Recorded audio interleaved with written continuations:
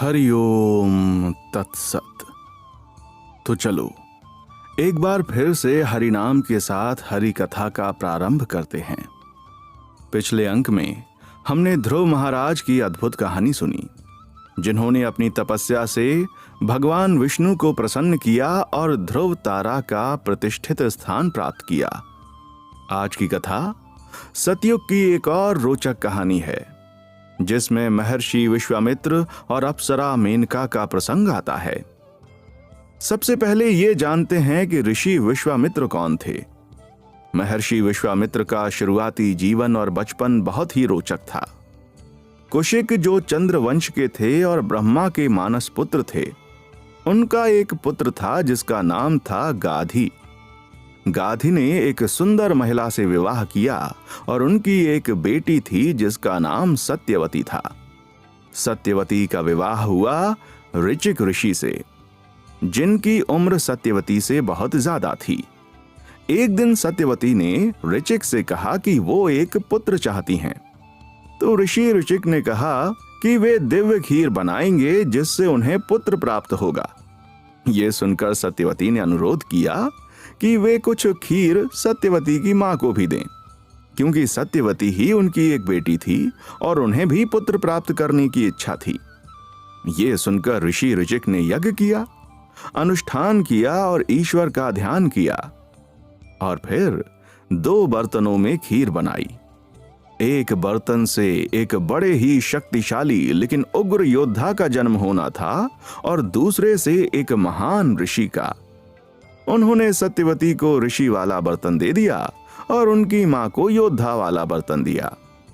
पर गलती से सत्यवती की खीर उनकी मां की खीर के साथ बदल गई।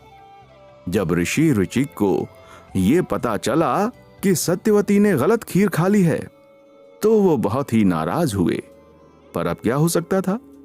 खीर के असर ने सत्यवती और ऋषि ऋचिक के एक पुत्र को जन्म दिया जिसका नाम था जमदग्नि। ये वही जमदग्नि है जिनके पुत्र परशुराम हुए हैं, और गाधी और उनकी पत्नी के एक पुत्र हुआ जिसका नाम कौशिक था। ये कौशिक ही विश्वामित्र थे। बड़े हुए और एक शक्तिशाली क्षत्रिय राजा बने।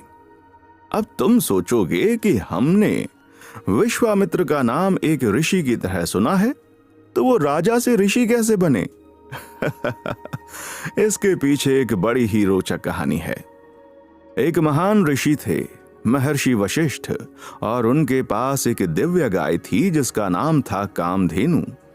वही कामधेनु जो समुद्र मंथन से निकली थी। अब राजा कौशिक को पता चला कि महर्षि वशिष्ठ के पास एक ऐसी चमत्कारी गाय है, तो उन्होंने सोचा भाई ये गाय तो हमें चाहिए। तो राजा कौशिक अपने पूरे सैनिक दल के साथ वशिष्ठ के आश्रम पहुंचे। उन्होंने वशिष्ठ से कहा, महाराज, ये गाय आप मुझे दे दो, हमारे राजमहल की शोभा बढ़ाएगी। लेकिन महर्षि वशिष्ठ ने शांति से कहा, राजा कौशिक, ये गाय वास्तव में देवताओं की है और मैं इसे आपको नहीं दे सकता। अब ये बात राजा कौशिक को बहुत बुरी लगी। उनके अहंकार को चोट पहुंची और वो गुस्से में आग बबूला हो गए। उन्होंने सोचा, मैं इतना शक्तिशाली राजा हूं, कैसे कोई मुझे इनकार कर सकता है?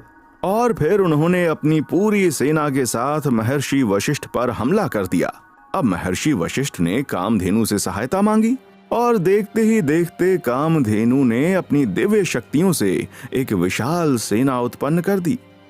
महर्षि वशिष्ठ की तपस्या की शक्ति और कामधेनु की कृपा से राजा कौशिक की सेना को पराजित कर दिया गया। राजा कौशिक खुद बुरी तरह से घायल हो गए और वामदेव ने किसी तरह उनको बचाया। जब राजा कौशिक वामदेव के पास पहुंचे तो उन्होंने उनसे पूछा, यह कैसे हो सकता है? एक अकेला ऋषि कैसे मेरी पूरी सेना को हरा सकता है? वामदेव ने उत्तर दिया, महर्षि वशिष्ठ कोई साधारण ऋषि नहीं है, वे ब्रह्मर्षि हैं, जो उनकी तपस्या और ज्ञान के कारण है। राजा कौशिक को यह सुनकर बड़ा झटका लगा। उन्होंने सोचा, अगर वशिष्ठ ब्रह्म ऋषि बन सकते हैं तो मैं क्यों नहीं? और तभी से उन्होंने ब्रह्म ऋषि बनने का संकल्प लिया। वामदेव के मार्गदर्शन में उन्होंने कठोर तपस्या की और आखिर में वो बन गए विश्वामित्र, एक महान ऋषि, और ब्रह्म ऋषि की उन्होंने उपाधि प्राप्त की। अब महर्षि विश्वामित्र के जीवन का एक ही लक्ष्य था, ब्रह्म ऋषि बनना, और इसीलिए वो एक अद्भुत तपस्वी भी बन गए। उन्होंने अनेक यज्ञ और तपस्या करके देवताओं और ऋषियों के बीच एक अच्छा स्थान प्राप्त किया। हिंदू परंपरा में कहा जाता है कि महर्षि विश्वामित्र ने ऋग्वेद के मंडल 3 के अधिकांश भाग की रचना की थी, और इसमें सबसे अधिक प्रसिद्ध है गायत्री मंत्र। हाँ, अब गायत्री मंत्र तो हम सभी जानते हैं। ओम भूर्भुवः स्वः तत्सवितुर्वरेण्यं भर्गो देवस्य धीमहि धियो यो नः प्रचोदयात्। और हमारे पुराणों में बताया गया है कि अब तक केवल 24 ऋषियों ने गायत्री मंत्र के संपूर्ण अर्थ को समझ पाया है और उसकी संपूर्ण शक्ति को प्राप्त किया है। और सोचो, सबसे पहले ये अद्भुत ज्ञान पाने वाले महर्षि विश्वामित्र थे। तो महर्षि विश्वामित्र तपस्या में लगे हुए थे। उनकी तपस्या इतनी प्रबल थी कि देवताओं को यह डर सताने लगा कि महर्षि विश्वामित्र कहीं स्वर्ग को ही ना जीत लें। देवताओं ने सोचा कि अगर उनकी तपस्या को ना रोका गया तो वे स्वर्ग पर अधिकार कर लेंगे। इस संकट को दूर करने के लिए उन्होंने अप्सरा मेनका को भेजा, जो अपनी सुंदरता और नृत्य कला के लिए प्रसिद्ध थी। मेनका का जन्म समुद्र मंथन के दौरान देवताओं और असुरों के प्रयास से हुआ। वो तीनों लोकों की सबसे सुंदर और मोहक अप्सराओं में से एक हैं, जो बहुत ही बुद्धिमती भी थीं। मेनका के हृदय में भी एक इच्छा थी कि उनका भी अपना एक परिवार हो, तो वो इंद्र की बात मानकर विश्वामित्र के पास जाने के लिए तैयार हो गईं।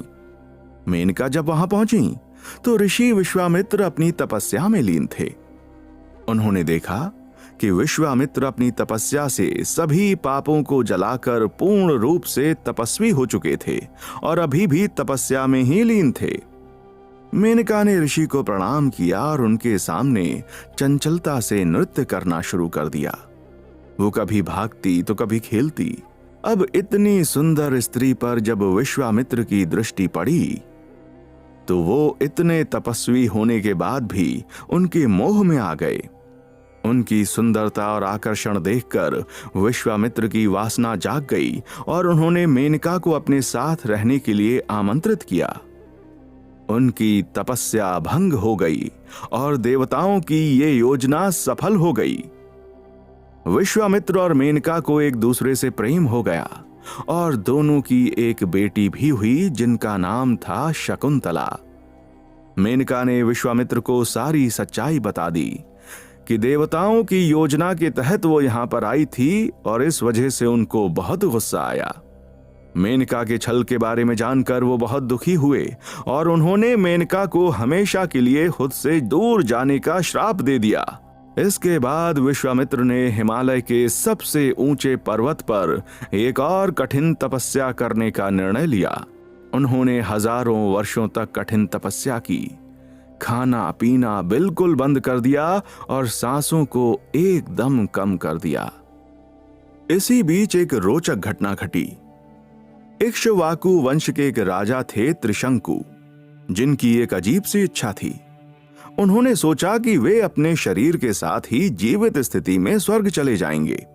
इसके लिए उन्होंने अपने कुलगुरु वशिष्ठ से मदद मांगी, लेकिन वशिष्ठ ने कह दिया कि यह असंभव है। त्रिशंकु काफी निराश हो गए और वशिष्ठ के 100 बेटों के पास गए, लेकिन वहां भी उनको यही जवाब मिला। अब त्रिशंकु ने तय किया कि वे किसी और से मदद लेंगे। वे विश्वामित्र के पास पहुंचे और उन्हें विश्वास दिया कि वे उनका सपना पूरा कर देंगे। विश्वामित्र ने अपना तप और बल दिखाया और त्रिशंकु को स्वर्ग के द्वार पर पहुंचा दिया। लेकिन देवताओं के राजा इंद्र ने त्रिशंकु को स्वर्ग के अंदर आने से मना कर दिया। अब यहां तो भारी गड़बड़ हो गई और त्रिशंकु बड़ी तेजी से आकाश से नीचे गिरने लगे। इस पर विश्वामित्र को बहुत गुस्सा आया उन्होंने गुस्से में आकर अपनी शक्ति से त्रिशंकु को आकाश के बीच में ही लटका दिया और इंद्र के गर्व को देखकर सोचा कि अब वो खुद एक नया स्वर्ग बनाएंगे। ये सुनकर देवता बहुत परेशान हो गए, क्योंकि 2 स्वर्ग कैसे हो सकते थे। विश्वामित्र का नया स्वर्ग बनकर पूरा होने ही वाला था कि बृहस्पति ने आकर उनको रोका और उनसे इस काम को पूरा करने के लिए मना कर दिया। विश्वामित्र ने कहा कि वो उनकी बात तभी मानेंगे अगर त्रिशंकु को हमेशा स्वर्ग का सुख मिलता रहेगा, जिसके लिए बृहस्पति मान गए। इसके बाद विश्वामित्र ने त्रिशंकु को स्वर्ग और धरती के बीच के आकाश में लटका दिया, जिन्हें हम आज भी त्रिशंकु नक्षत्र के नाम से जानते हैं। अब त्रिशंकु वाली इस घटना के चक्कर में विश्वामित्र ने जो तपस्या की थी, जो शक्तियां इकट्ठी की थी, वो खत्म हो गईं, तो उन्हें फिर से तपस्या शुरू करनी पड़ी। इसी तपस्या के बीच देवराज इंद्र ने एक गरीब ब्राह्मण के रूप में आकर उनकी परीक्षा लेने की कोशिश की। ब्राह्मण रूप में आकर उन्होंने तपस्वी विश्वामित्र से भोजन मांगा। अब विश्वामित्र बहुत दिनों की तपस्या के बाद थोड़ा सा खाना खाने वाले थे, लेकिन एक भूखे ब्राह्मण को देखकर विश्वामित्र ने तुरंत ही अपना खाना ब्राह्मण को दे दिया और फिर से अपनी तपस्या में लीन हो गए। विश्वामित्र का त्याग देखकर इंद्र प्रसन्न हुए। सदियों की तपस्या के बाद जब विश्वामित्र की यौगिक शक्ति संपूर्ण हुई, तब ब्रह्मा जी ने उन्हें ब्रह्म ऋषि की उपाधि दे दी। ब्रह्मा ने उन्हें एक नया नाम दिया, विश्वामित्र, यानी सभी का मित्र। इसके बाद विश्वामित्र ने महर्षि वशिष्ठ से मिलने का निश्चय किया। वही महर्षि वशिष्ठ जिनसे उन्होंने युद्ध किया था कामधेनु को पाने के लिए। उस समय की एक परंपरा थी, अगर कोई ऋषि किसी समान या उच्च व्यक्ति से मिलता था तो उसे भी सम्मानित किया जाता था, लेकिन अगर वो किसी ऐसे व्यक्ति से मिलता था जो उनसे ज्ञान और सिद्धि में थोड़ा कम था, तो बस आशीर्वाद ही मिलते थे। तो विश्वामित्र ने गर्व के साथ वशिष्ठ को प्रणाम किया, क्योंकि अब वो महर्षि बन चुके थे। तो वशिष्ठ ने उनको बस आशीर्वाद दिया, पर यह देखकर विश्वामित्र को बुरा नहीं लगा। उल्टा विश्वामित्र के दिल से सभी गर्व और इच्छाएं मिट गईं। वो भी शुद्ध ब्रह्म ऋषि बन गए। वशिष्ठ ने विश्वामित्र को गले से लगाया और उनके बीच का झगड़ा तुरंत समाप्त हो गया। तो ये थी सतयुग के महान ऋषि विश्वामित्र की कथा। विश्वामित्र का वर्णन त्रेता युग में श्री राम की कई कथाओं में आता है। वो उनके गुरु थे। तो अब जब हम त्रेता युग की कथाएं सुनेंगे तो विश्वामित्र से जुड़ी और भी कई कथाएं सुनेंगे। तो अगले अंक में अवश्य आना। तब तक के लिए हरिओम तत्सत।